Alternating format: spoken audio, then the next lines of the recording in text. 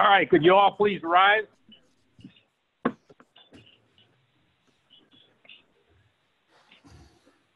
Welcome, Rotarians and guests, to the Rochester Rotary September 22nd live and Zoom meeting.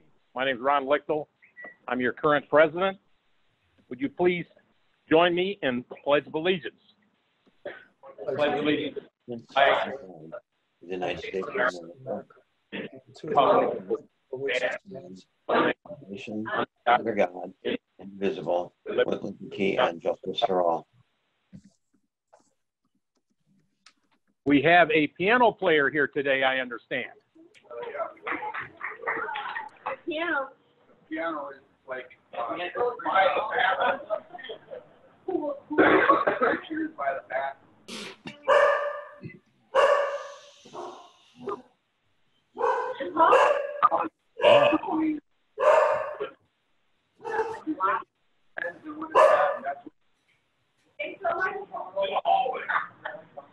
You know what? Maybe we'll pick them with it. We'll have it out here next week. All right, please join me in the four-way test of the things we think, say, or do. Is it the truth? Is it fair to all concerned? Will it build goodwill? The outcome. Christine Hay, would you please give us our invitation? Okay. Almighty God, we thank you for the many blessings you have showered upon us. We thank you for the support you give all of us and our neighbors during difficult times. God of experts and amateurs, in time of great uncertainty, we begin to realize how little we each know. Yet you have placed within our community those who speak for reason, who know the science, and whose profession it is to protect. May we hear the voices of informed wisdom and give thanks for what we already have. Here, the knowledge that overcomes ignorance, the love that overcomes fear, and the community that includes the grace we all need. Inspire our leaders toward justice. Be a shield to the oppressed, the poor, the refugee, and all who need your gracious protection. Help us to live up to our Rotary motto of service above self as we serve you, our families, and our community. Please bless this food and the hands that prepared it. We thank you in the name of the God we worship. Amen. All right. Yes, please be seated. If you're a guest, I believe Mr. Jeff has your name and so forth. If you're a guest on Zoom, please put it on the chat so that can be recognized. Is it on? Yeah, it's on. Mr. Jeff.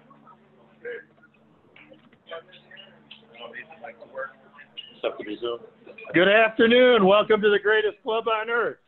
We have two guests here. Do you have a guest back there for Vito? Vito, you've been here three or four times. I'm going to go at Fianello. All right. You want to introduce them a little more? Go right ahead. Yeah. Vito works with me for State Bank. We're here at Rochester Road and Commercial Library. And Vito has application. Wonderful. Wonderful. And then, Greg, you got to go.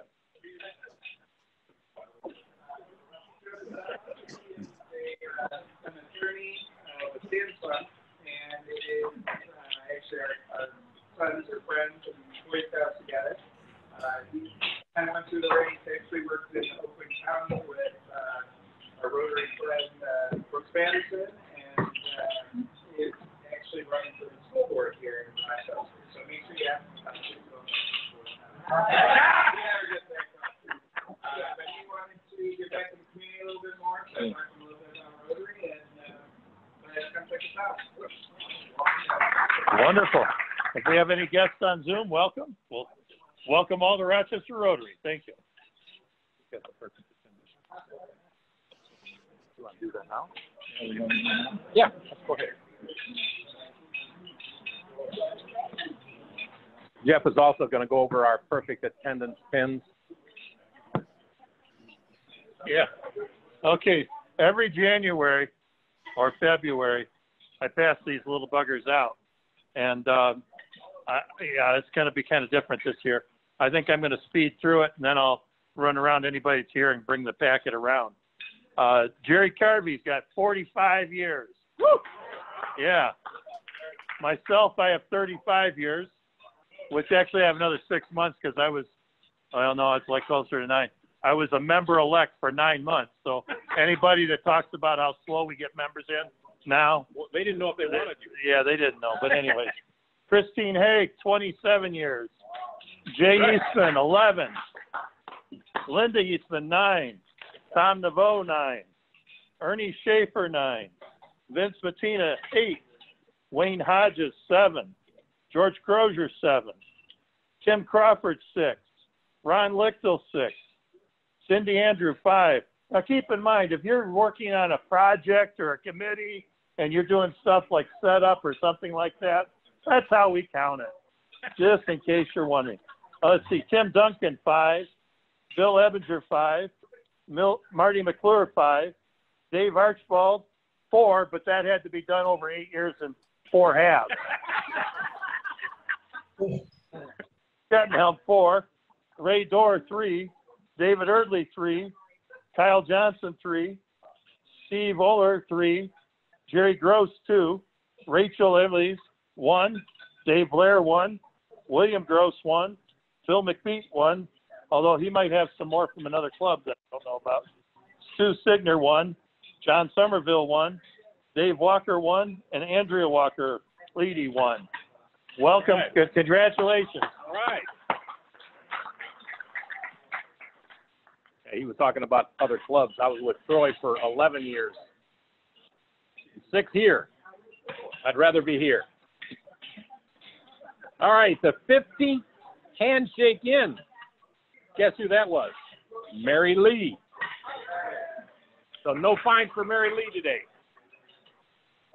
Do we have any happy bucks?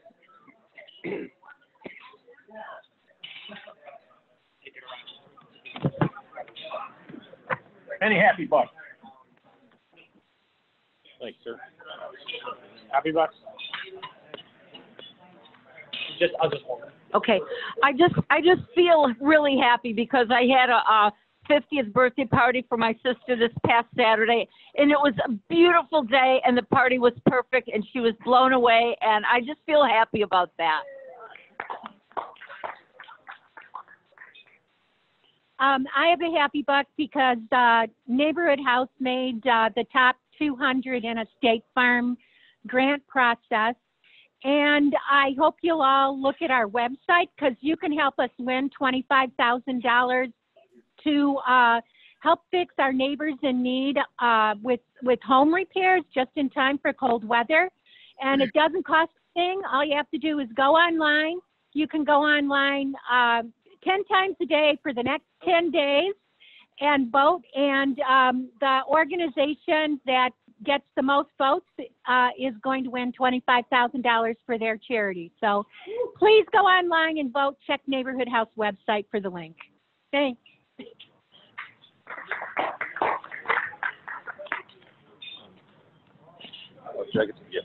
Oh, sorry. It's just a happy buck. If you like alcohol,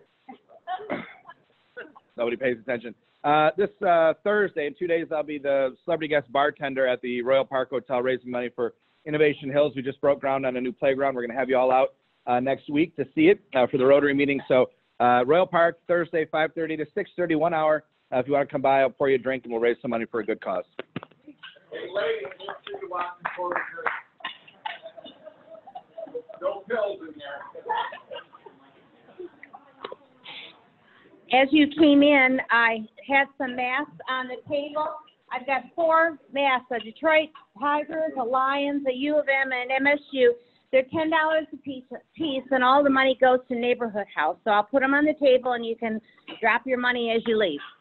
They're usually on sale also for $10 at Eugenia's 3rd Street Salon. So later on.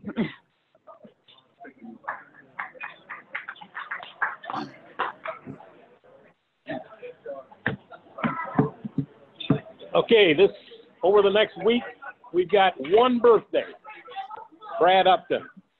And And I don't think he's here today. We're going to sing happy birthday to him anyway because he might be on Zoom. So if you'd all join me in happy birthday to Brad Upton. Happy birthday to you. Happy birthday to you. Happy birthday, dear Rotarian. Happy birthday to you. $5, please. And make sure you pay, Brad. Mark Tisdale. 8 years with us now. Mark Tisdale. Oh, that was from before. He's still on the list. Oh, and he's a new member now, too. All right. Just a little plug for our mayor. This was sent out by, I think, Tim Duncan. This was sent out by Tim Duncan, I think, to everyone. Next week, September 29th, Rochester Rotary will be having our weekly meeting at Innovation Hills Park, Rochester Hills. So don't come here. There won't be anybody here. Our host for the meeting will be our own Brian Barnett, the mayor. He's the one who that was. He'll be giving us an update on the site and then move forward with a walking tour highlighting all the cool things about the park. The walk-through park is approximately 1.5 miles. There will be a few golf carts available for those that need it. You can join in person or virtual via Zoom on your cell phone or laptop, so it may be a little shaky while walking. If you're planning on joining us in person, please let me know as soon as possible, as I need to let Nino know a head count for boxed lunches. Let Tim know. There you go. And the address is 2800 West Hamlin Road, Rochester Hills. Hope to see everybody there. Sure. About the park. Yeah. Okay. The Charities Board has voted a multi-year donation to the park. And we are currently seeking to get a district grant to supplement the funds that we have voted. Donation has not been approved by the membership. So we'll bring a vote to the membership. It's been kind of hard to figure out how to do a vote with Zoom and all of that, but it's a 3-year capital gift to the park. A pavilion and a playground area that's been designed special for handicapped kids and water and all that. But Brian promises to show you the area that we're thinking about making. You're on the hook, Brian. On the tour, so you can formulate your opinion. Personally, I think we had the park downtown. We worked on Flint River thing in the past. It's totally consistent and appropriate with our club's heritage and history to support Innovation Park. And I'm hopeful that you see where this is going to be, understand what a wonderful area this little river area is going to be for kids, and find it in your heart ultimately to vote a positive for this contribution. Thank you. Thank you, Ron.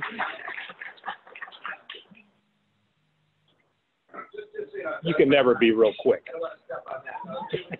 But, we tried to do this before the weather was a problem. We're going to be holding it, I don't want to say rain or shine, but unless it is really, really bad out, we're going to try to move forward and get this done because we get too late in the season and then we get the weather just gets worse. So even if it's sprinkling a little bit, come weather ready, we'll have a few golf carts and make this as fun as possible. But it's almost 100% on and like so. Press ready to go, and we're going to run next week. Cool. Last week, our Rotarian of the Week was Christine Haig. So you get to nominate this week's. It was announced. Roger Berg appointed you. We need to either come up or we need to make sure we get that nobody on social here. Great. Oh, okay. I'm going to give it to Rachel.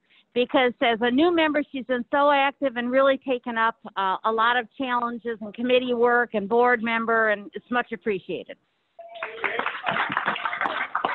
I got to talk right into the mic for them to hear it. They can hear it on the phone. You got to talk in the mic. Okay. All right, is David Blair here? Well, he was our sheriff. He asked me like 5 minutes ago, so I'll step up and do it. I would really like to see that. I know you're real shy, but could you come up here and take care of it? Speak right into it today. Thanks for teaching me how to speak into a mic. First time I've ever done this. How am I doing so far? I got it? So, David, if you're watching, you're welcome. He texted me about 11 minutes ago and said if I could do this. So this is just from shooting from the hip. So if you predicted that the Lions would be 0-2, raise your hand.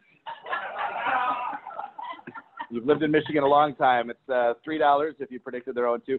If you think they're going to win the rest of their games, let me flip around. If you think the Lions, will win the rest of the games, raise your hands. Okay, good. I want to make sure we're some realists here. If you don't, it's $3.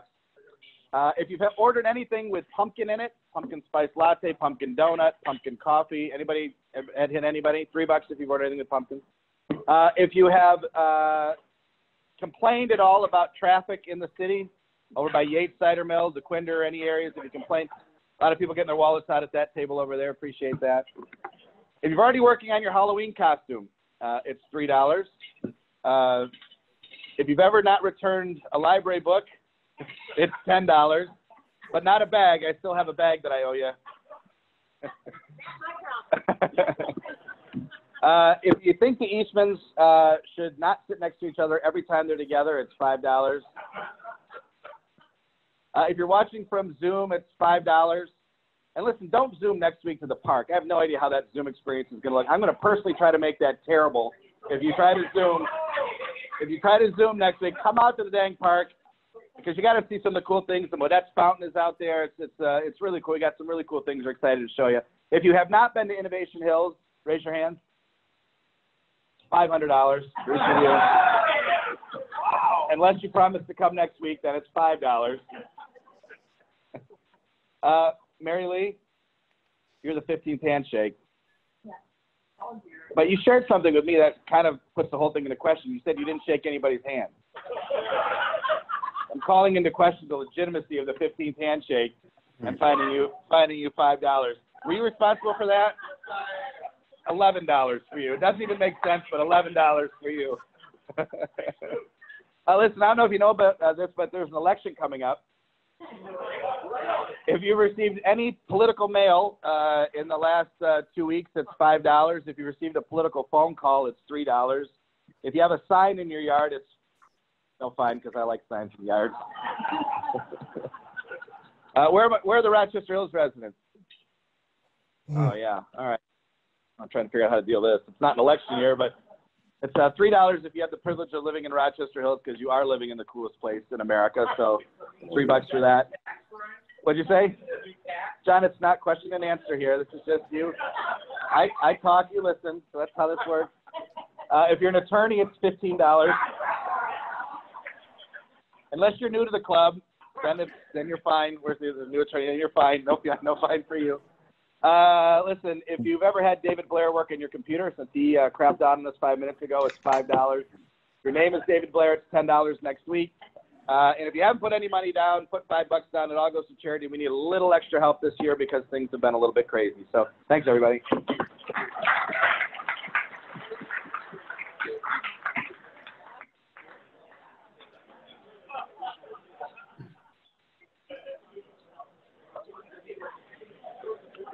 Mr. Tim Duncan, would you like to come up and introduce our speaker?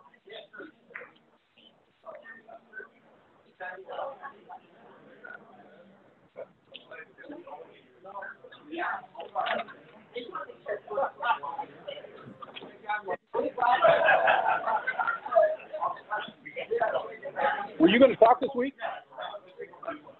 before we have our speaker, we're going to have one of our greatest club members come up and give us a quick talk. 5 minutes max. Yeah.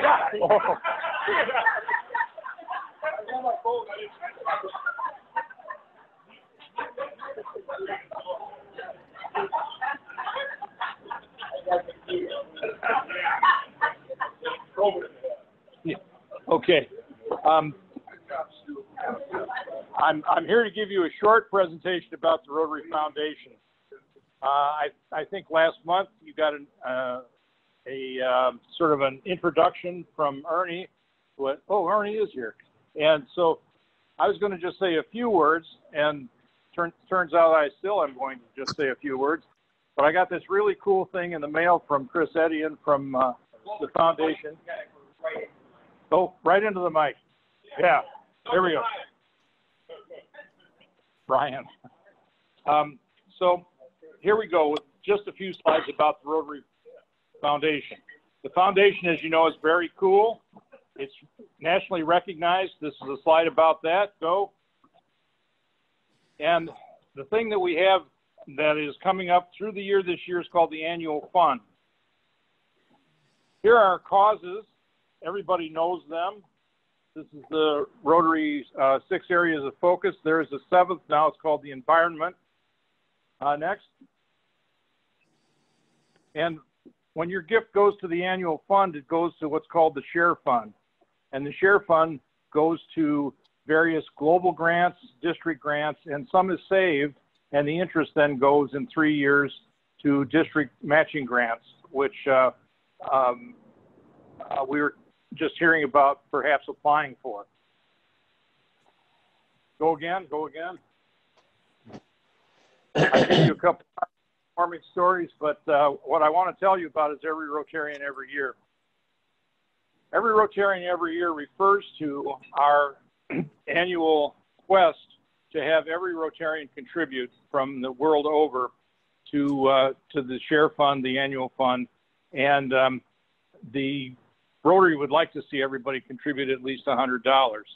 Some, of course, contribute less, some contribute more, but $100 is what everybody's asked to contribute.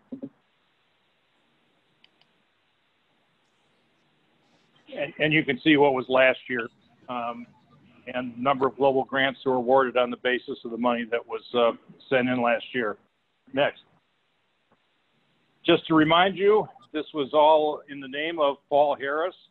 And so Paul Harris Fellows are one of the ways that money comes into the Rotary Foundation. A Paul Harris Fellow is given to someone who gives $1,000 or someone who gives $1,000 for an individual. Next. That is as opposed to the Paul Harris Society. Sometimes we get those two things mixed up.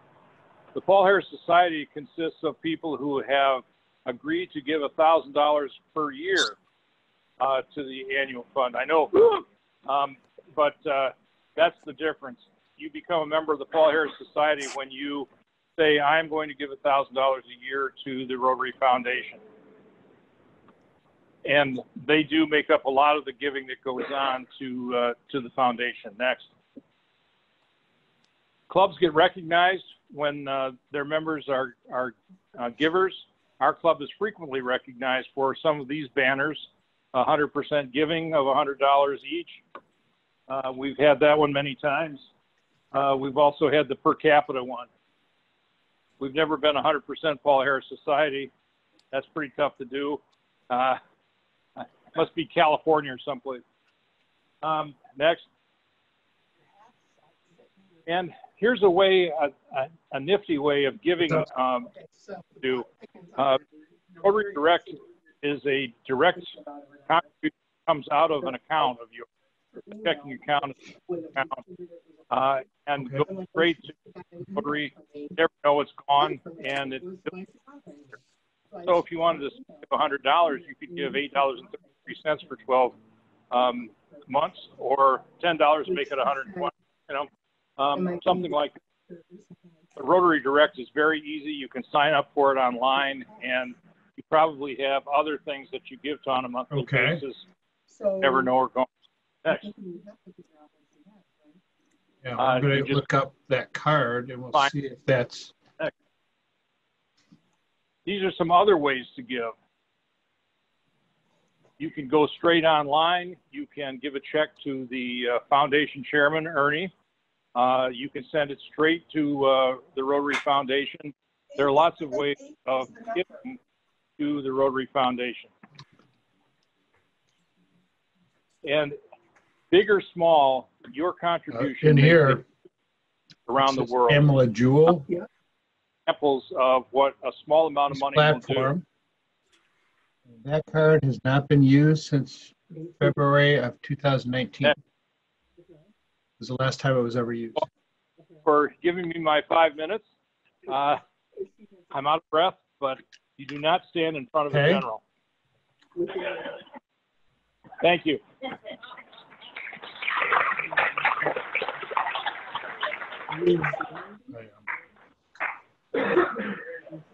No. All right, Rotarians. Good afternoon. Today is introduced retired Brigadier General Doug Odie Slocum.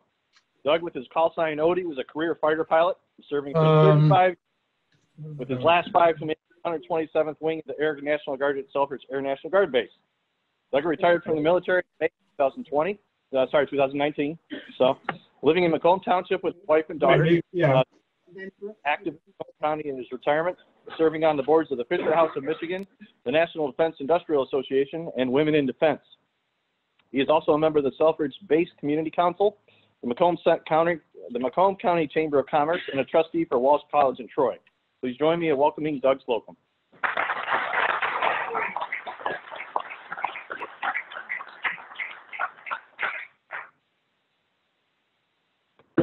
All right, can you hear me okay? Yeah. All right, we'll make sure we keep the volume up here. All right, one, thank you so much for the introduction. I appreciate that a lot. My background, 35 years in the military, all right? To talk slow to me is one syllable word when you talk, all right? You have to understand. But, you know, when I get a great opportunity to come talk to a group like this, you know, what do we want to talk about? I'm just going to pull a topic out today, but I'm going to be as flexible as Gumby as we go through here. I'm going to talk just some ideas on leadership to throw out here for you. If you want to throw your hand up, whatever, take it in a different direction, I'm more than game with that, all right? But I just want to share a little bit of my experience. Because when I think about leadership, it's kind of like the same with public speaking. My leadership style for years has developed because I look at people who are great leaders and I say, I want to be like that. And I look at people who are not good leaders and I'm going to say, I don't ever want to do that. And after 35 years, I got a long list on both sides. That it kind of developed into the leadership style that I ultimately came up with. When I first moved here to Michigan, my job before I was here was back in Washington, D.C. I was the director of safety, and I was the inspector general. And I used to spend a lot of time talking about, you know, what's different about National Guard. It's constitutionally established. It's different than our active duty forces and others. So I'm hearing my own voice back here. Okay. You know, from a military perspective, you're just a little talking about leadership, how we got where we are when it comes to our leadership styles. So to begin with, leadership amazingly a lot of times understand, explain to people that how you lead people, how you lead an organization, you could have a huge impact with one person. So I'm going to talk a little bit about some skill sets, and I'm going to give you a little list of 10 things that I have leaders consider to use as part of how to transform an organization, how to impact people's lives, and how to care for people. This isn't wanting to work, so next. Tell me.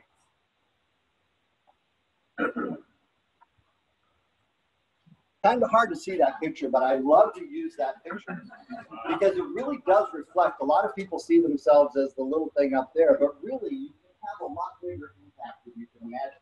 I'm going to share with you some of the stories all through there. So next, please. A couple of things I want to talk about before I get into my list of 10. One is simply the idea of we have to work together. Teamwork, collaboration, partnership, whatever you want to call it, is imperative as part of leadership. One of my first questions whenever I get a challenge, whenever I get in a position is, what other resources do I have? Who else do I have to work with? Who can I reach out to? What kind of resources can I pull together? I like to call this wingmanship. And I have a picture up here, which is two F-16s flying along which is to tell you that when you're a fighter pilot, which is how I spent my career, when you go into combat, you never go by yourself. If you're by yourself, you get low, you get fast, you get home. Simply surviving you call success. To be successful, you have a wingman. When you go into combat, it's normally 1 to 2 miles right next to each other, because there's 2 places you're going to get shot and never know it. One is from underneath your airplane where you can't see. The other one is from directly behind your airplane where it's very, very difficult to see. So the bad guys like to sneak up there and shoot you from there. Well, your wingman should be 1 to 2 miles right next to you. You can see under your airplane, you can see behind your airplane where you can't see. And they keep you safe in combat because their eyes can protect you and your eyes can protect them. It's simply the idea of mutual support. So we take this whole concept of we have to be able to work together as a team with everything that we do. Even when we're in a single seat fighter plane, working with other people is absolutely critical to be able to get the job done. Next. Go ahead and just click through here a little bit so we can run fun time. Click through 1, 2, 3. All right, real fast, the whole idea is with teamwork is every time you go out to do a job, if you do something, 1 out of 10 times you make a mistake, you make an error or something, you work with somebody and they catch 10% of the 1% of the errors that you make, all of a sudden 2 people working together are going to have an error rate of only 1%. Now have a supervisor who's only 10% correct and catches 10% of the 1%, and suddenly now your error rate is 0.1%. So you can actually take imperfect people and put them into an organization and almost achieve perfection simply by working together. It's simple math.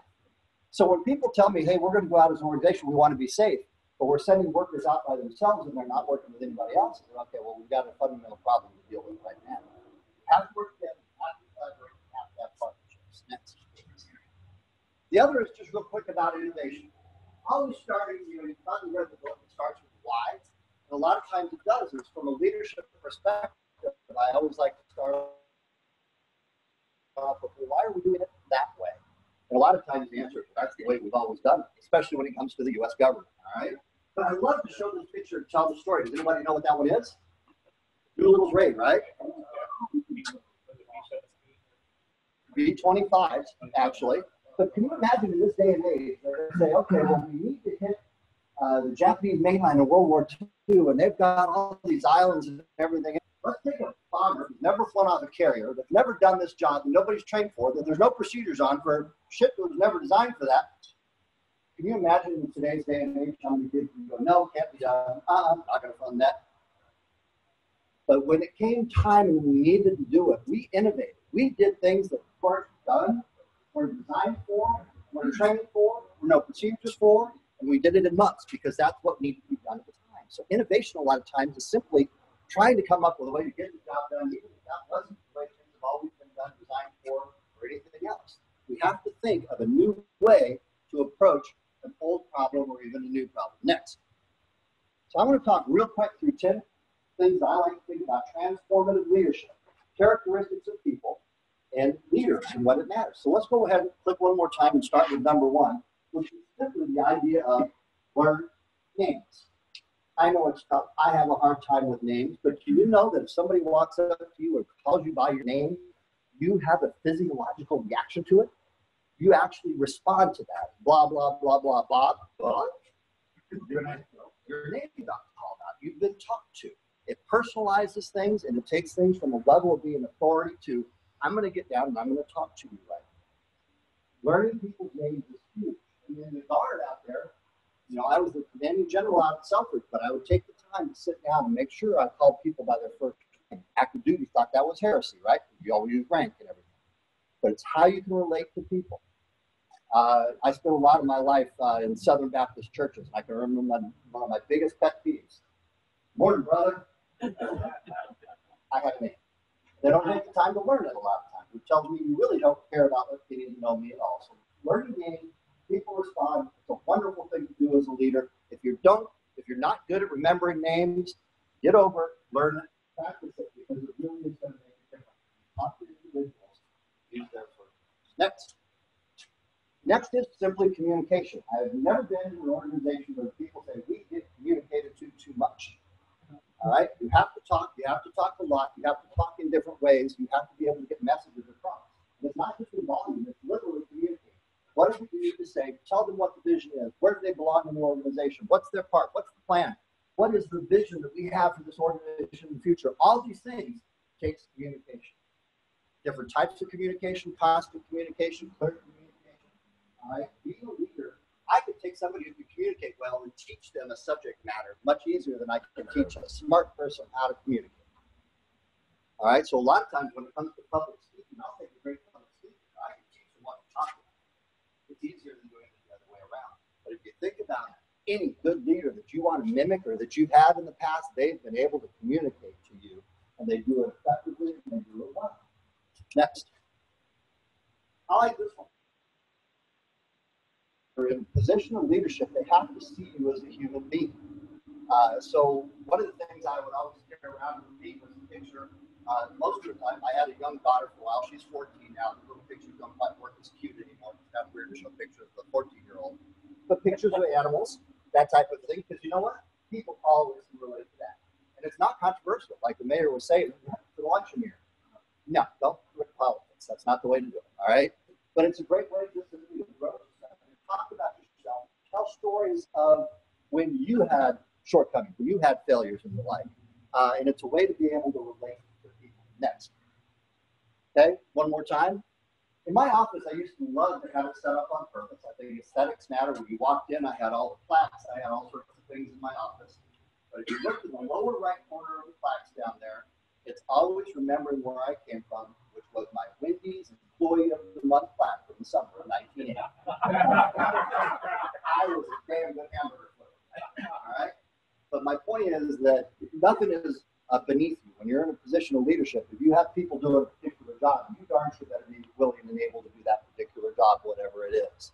That you're not above anybody else. You have to be on that same level. You have to see with them. You have to relate to them, which gets back to that being next. Who is a leader is simply the fact a lot of people say, well, as soon as I'm put in charge. Well, some of the most effective leaders I know are not in positions of leadership. Leading from the middle of an organization a lot of times is simply to be the most effective. People want good leadership, they crave good leadership, and they will follow good leaders. It doesn't necessarily matter where you follow the organizational chart. It's simply people like somebody with a vision, with a passion, they're going to follow that leader. So you have the ability to influence people and influence organizations, even if you're not in formal leadership. Next, please. You know what? You never get a day off. Everywhere I went, everything I did, I was always the gym. It was, sometimes it was actually pretty frustrating. When you have a young daughter and you're out in public, sometimes things come out of your mouth and you're like, ugh.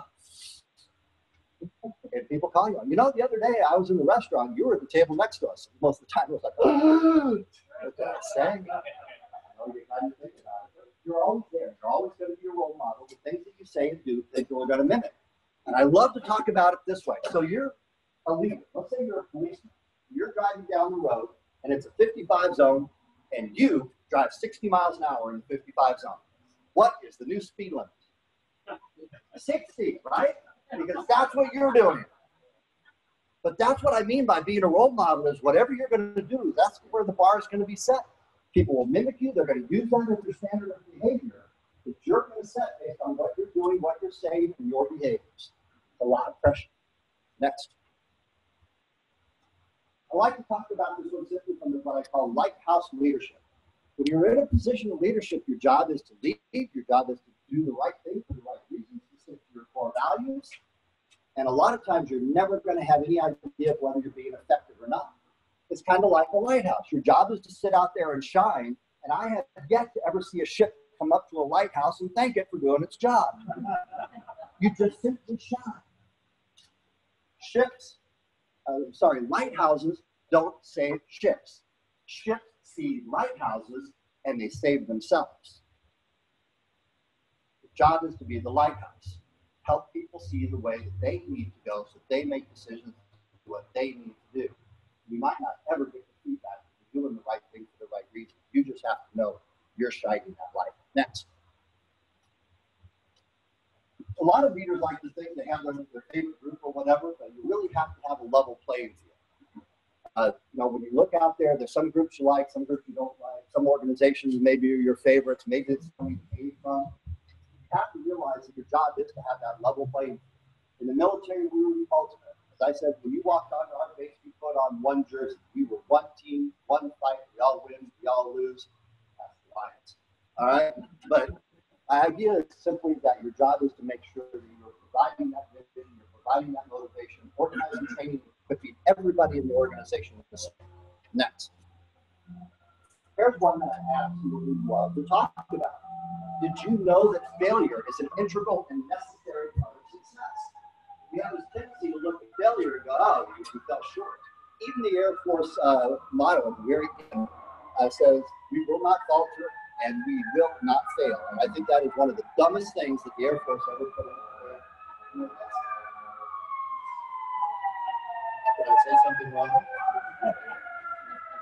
But the bottom line is that to be a success, you have to try. You have to go at something. You have to be willing to do it. And to do that, you've got to fall short at times. Next picture for me real quick. I used to love to show these pictures. When I first learned to fly in A-10, I went to a 2-week-long school, didn't learn to fly very well. You know, it literally was, you're the senior officer. Thank you very much, sir. Don't kill anybody. Good luck. So my first time that I landed to the north at Selfridge, I was so busy because it's right over Macrae Harbor. It's out over, you know, all the boats and the marinas and the beaches down there. I'm just looking around so much, I think I overspent the gear a little bit. I came down, right as I was touching down the land, all of a sudden something dawned on me. Horrified. The end of the runway was up there. I was what we call the overrun. I was so busy looking around that it just didn't dawn on me that the difference in asphalt, concrete, and everything else. But in this particular picture, that's the end of the runway right there. Those two little black marks right there are my tire marks. This is the commanding general of the base. And I can remember right when I touched down, I keyed the mic to the tower and said, I know. But I had the Coast Guard go and take that picture. Because what I said is, I made a mistake. Here's the one thing that you know is that picture, I showed it a lot, and those tire marks stayed there for about 1.5 years, by the way. You could see them in the overrun. But I said, you're never going to see a second set of tire marks there. Because I learned from it. I made a mistake. I learned. I became a better pilot. But I also didn't repeat that mistake. I'm always going to go for that excellent getting a little bit better each time.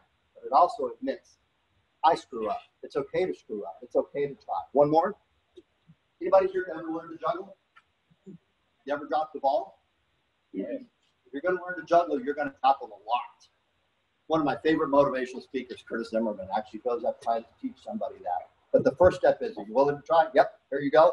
Now, take all 4 of these things and try it. And they throw it, and they all go on the ground. And he goes, yes, that's awesome, great. Everybody, what are you talking about? You try. He goes, now, let me show you how to do it. And start with 1, 2, 3, and he shows them within 5 minutes, and they can juggle. But he starts by willing to try and fail. That's the first step to success. Next. Leaders. You talk about the leaders. Think about leaders you know you want a minute. Do they talk about, well, let me just say, they talk about the future. What's that future state? Where is it that we're going? Where are we going to go together as an organization? Managers and politicians a lot of times have this tendency to talk about right now. Right? Being about things a lot of times on. It's a positive message of the future. So if you're in a position of leadership, what are you conveying? What is your vision for the future? The people who work with you and with you know what that is. You need to have that vision of where it is you're going, what is it that you want. Why are we here as an organization? Communicate that to everybody. Next. What are your core values? Now, I just heard you all say one of yours in here, right?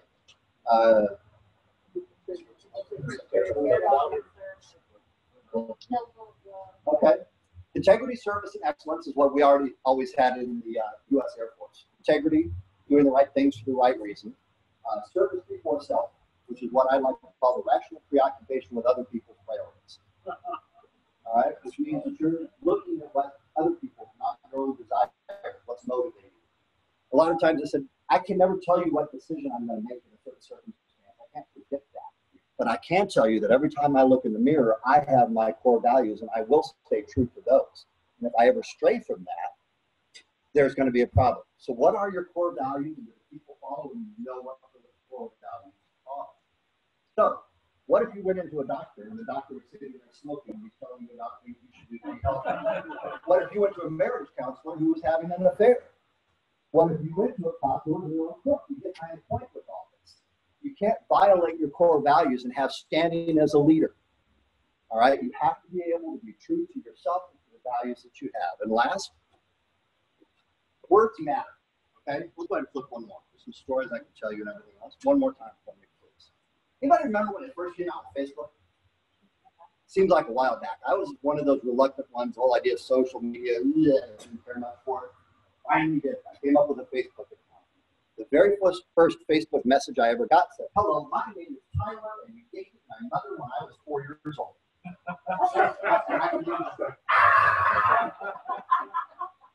And then it was like, he was already 4. So think about that for a minute. Anyway, flip one more for me. Tyler contacted me. Ultimately, we ended up talking on the phone, and indeed, I had dated his mother. He was a short little kid, 4 years old, bald head, had a grumpy little voice. He kind of talked that way. He had just turned 18 years old and was contacting me. Why are you contacting me? I just joined the United States Air Force. Why'd you do that? Because of you. What? He goes, yeah, you used to come in your flight suit and we would talk about fighter planes and everything else. He goes, as a matter of fact, on my desk right now, I have this book, World Encyclopedia of Military Aircraft that you gave. I just wanted you to know I'm joining the Air Force. Now, I think that a 4-year-old could even remember anything, much less be impacted by the words that you say. Words matter. You're planting seeds. You are sowing into the future. You have no idea the incredible power that you have with the words. To a contemporary example, when I had the opportunity, I love to swim, great exercise and everything else. And when I was in Maryland, back in D.C., I used to love to swim. One day, did a workout in the swim pool, walking back in, I'm in the men's locker room, the guy walks up to me and goes, dude, you're a pretty good swimmer. One, talking to another guy that you don't know in the locker room is a violation of man rule number 27. Just not comfortable. No speedos is a rule before that, by the way. But he told me that. I thought that is a weird thing for one man to say to another man. I went on my business. About a month later, it dawned on me. I had gone swimming about twice as much as I had the month before. Something about somebody giving me that encouraging word affected my behavior, and it didn't even dawn on me that it did. One simple encouraging word was able to change my behaviors. Same thing for you. One more time. A simple thing called the female effect is so incredibly powerful and effective. If I tell you you're good, you're going to think that you're good, you're going to act like you're good, and eventually you're going to be better. The law of self-fulfilling prophecy. The same thing happens the other way around. You tell somebody that they're not very good or they suck, then they're going to quit trying, they're going to give up, and they're going to get worse. That's what they do. You have incredibly powerful abilities with simply the words that come out of your mouth to be encouraging to people, to affect an organization. My leadership style when I came into Selfridge is based on this principle right here, and I called it violent positivity. That no matter what goes on, I'm going to find a good. I want to tell somebody something uplifting because it's going to plant seeds. It's going to make it better. It's going to affect the organization. So everything that comes out of your mouth, you need to think about, is it lifting people up? Is it setting them in the right direction? Is it encouraging them? Or is it having that other effect? You are planting seeds that are going to sow in the future. That's the power of being a great leader. You have that ability. Next. One more time. All right, so I think I probably went a little bit over my time. I didn't even bring a clock up here. I just wanted to give you a couple things to think about. If you have any questions, I'll be hanging out over here. That's a little bit of my experience. You're welcome to tell me I'm full of it. But that's just a little bit I wanted to share about leadership with you today. What a beautiful day. Thank you.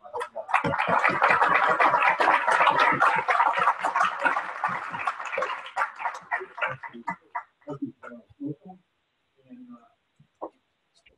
Jay, thank you for your, tight 20-minute talk. 5-minute talk. Anything else before we close this thing out?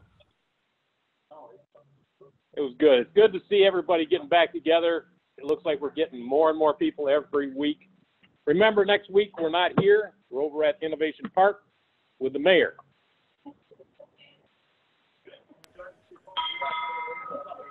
Hey, John. Meeting adjourned.